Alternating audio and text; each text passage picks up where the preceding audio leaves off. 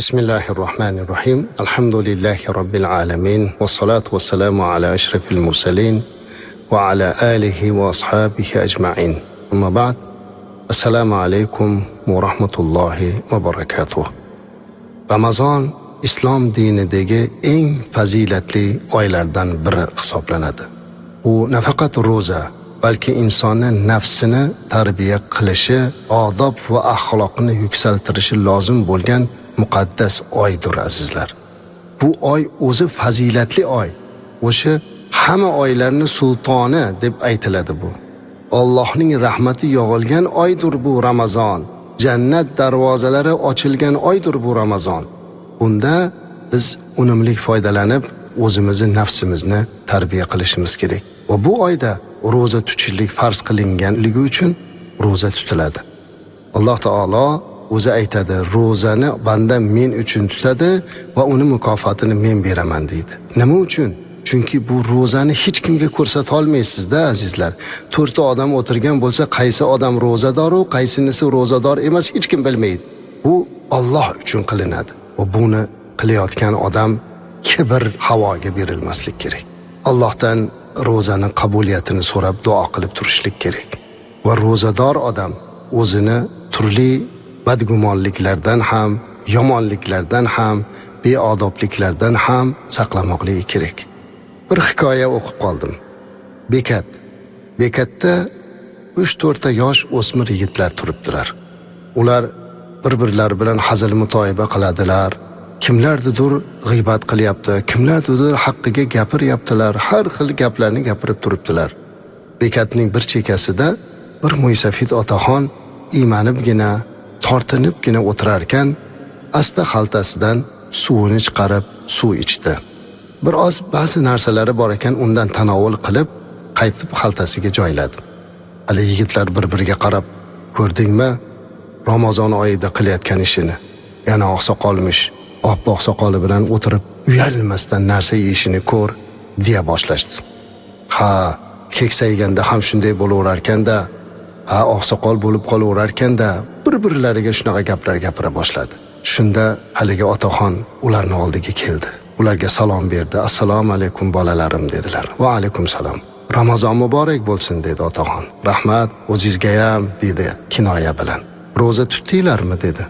U yigitlar otaxonga qarab, biz ro'zamiz, sizchi? Siz ro'za tutmadingizmi dedilar. Otaxon ularga qarab, men ham ro'zaman dedi. Yigitlar hayron bo'lib bir-birlariga qaradilar. Ro'zaman deydi, ovqat yeydi-ya. Men ham ro'zaman bolalarim, lekin faqat ovqat yeyman. Chunki oshqozonim kasal. Tabiblar menga och yurishni taqiqlagan. Shuning uchun ovqat tanovul qilaman-u, lekin ro'zador qilishligi kerak bo'lgan gunoh, g'iybatlarni tark qilaman. Sizlar o'zlaringiz ro'zamisiz deb otaxon ularga qarab savol berdilar. Yigitlar juda xijolat bo'ldi deb yozibdi go'zal bir maqolada.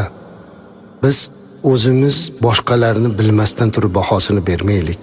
Qayerdan bilasiz, hozir shunaqa odamlarning ichida yuribdiki, kimdir ro'za tutmay qolgan bo'lsa, bilib bilmasdan unga baho berish, uni haqorat qilish, undan nafratlanish.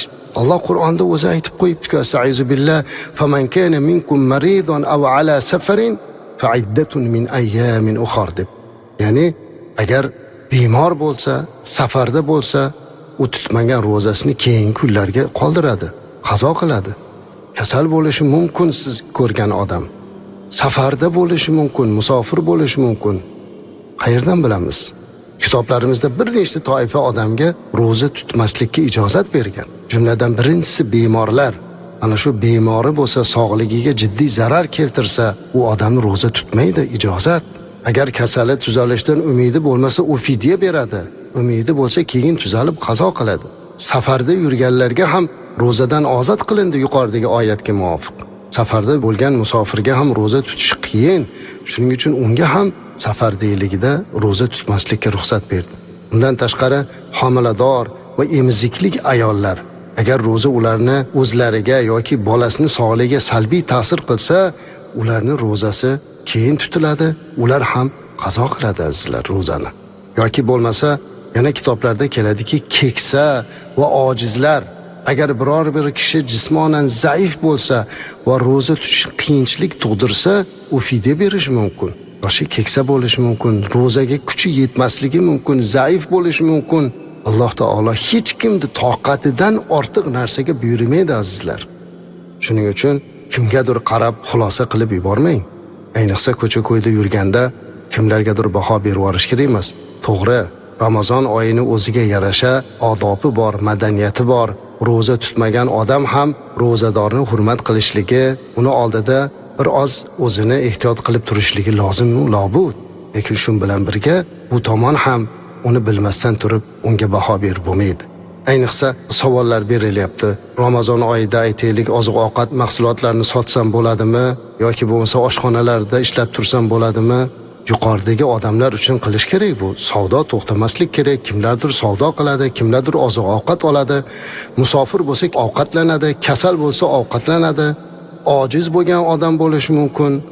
Ro'za tutmaganlar uchun yegulik muhim. Bemorlar, musofirlar, homiladorlar va boshqa sabablar bilan ro'za tutmaydiganlar uchun ham oshxonalar, oziq-ovqat do'konlari zarurda. Ana shundan kelib chiqib, ro'zada Ramazon oyida azizlar tutayotgan ro'zamiz uchun kibr havoga berilmaslik kerak. Bir kuni payg'ambarimiz alayhissalom bir odamni juda taqvodor hisoblab boshqalarni ayblayotganini ko'rdilar.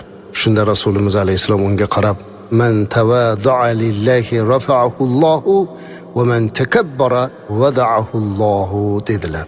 Kimki Alloh uchun kamtar bo'lsa, Alloh uni yuksaltirur. Kimki kibrlansa, Alloh uni xor qilur dedilar. Termiziy rivoyat. Payg'ambarimiz alayhisalom aytadilar: "La yadkhulul jannata man kana fi qalbihi mithqala zarratin min kibr." Kimning qalbida zarracha kibr bo'lsa ham u jannatga kirmaydi deganlar. Kibrlanmang. Ibodatingiz bilan kibrlanmang azizlar.